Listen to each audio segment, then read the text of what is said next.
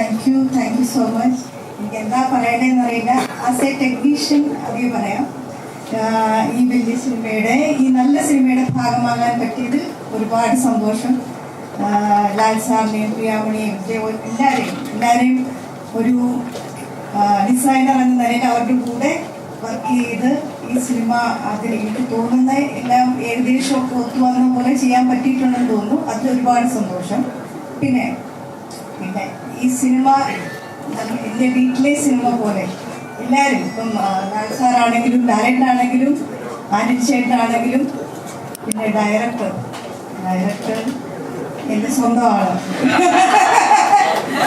അതിൻ്റെ ഒരു സന്തോഷം അതെനിക്ക് അറിയില്ല എങ്ങനെയാണ് പറയേണ്ടതെന്ന്.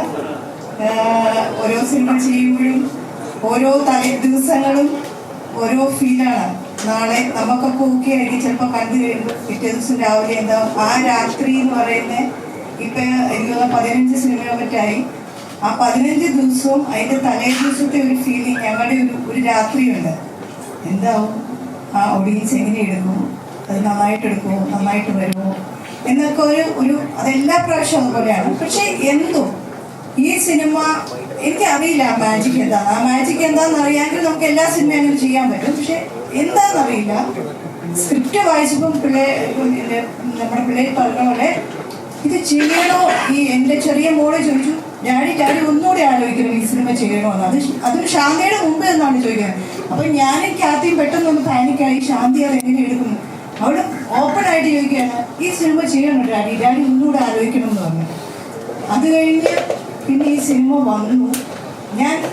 എനിക്കറിയില്ല, ദൃശ്യത്തിൻ്റെ സമയത്തൊന്നും നമുക്ക് അങ്ങനെ ഒരു ജഡ്ജ്മെന്റ് നമുക്ക് അത്ര ആയില്ല. പക്ഷെ അത് കഴിഞ്ഞ് നമ്മൾ ഒരുപാട് സിനിമ ചെയ്തു. പക്ഷെ ഇതിൻ്റെ ഒരു പ്രോപ്പർ മിക്സിംഗ് ഒന്നും കഴിഞ്ഞില്ല. എന്നാലും ബാക്ക്ഗ്രൗണ്ട് സ്കോർ ഒക്കെ വന്ന് ഈ സിനിമ കണ്ടു കഴിയുമ്പം ഈ പറഞ്ഞ എല്ലാ രാത്രിയിലും അല്ലെ തലേദിവസം റിലീസിന്റെ തലേദിവസം രാത്രിയിൽ ഉണ്ടാകുന്ന ആ പേടി ഈ സിനിമ കണ്ടപ്പോൾ ഉണ്ടായില്ല എന്നുള്ളതാണ്.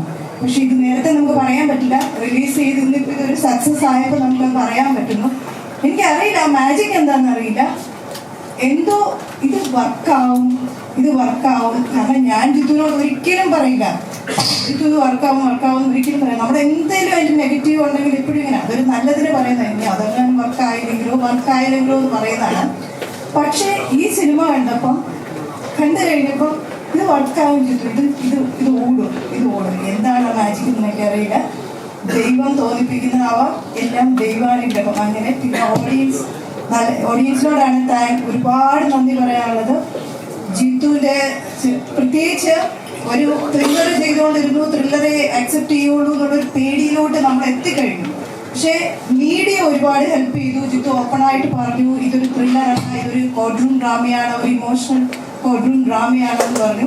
അത് നിങ്ങൾ ഒരുപാട് സഹായിച്ചിട്ടുണ്ട് അത് പ്രൊമോട്ട് ചെയ്യാൻ.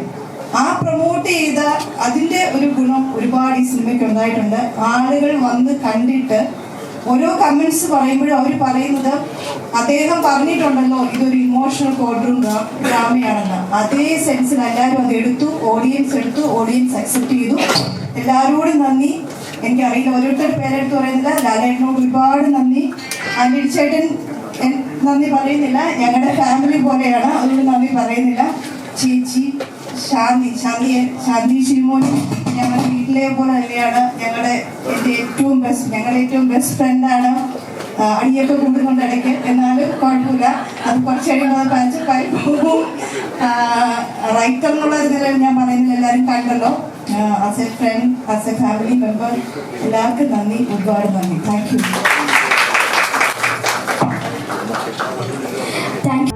കൂടുതൽ വീഡിയോസിനായി B4 Place ഫോളോ ചെയ്യൂ, സബ്സ്ക്രൈബ് ചെയ്യൂ.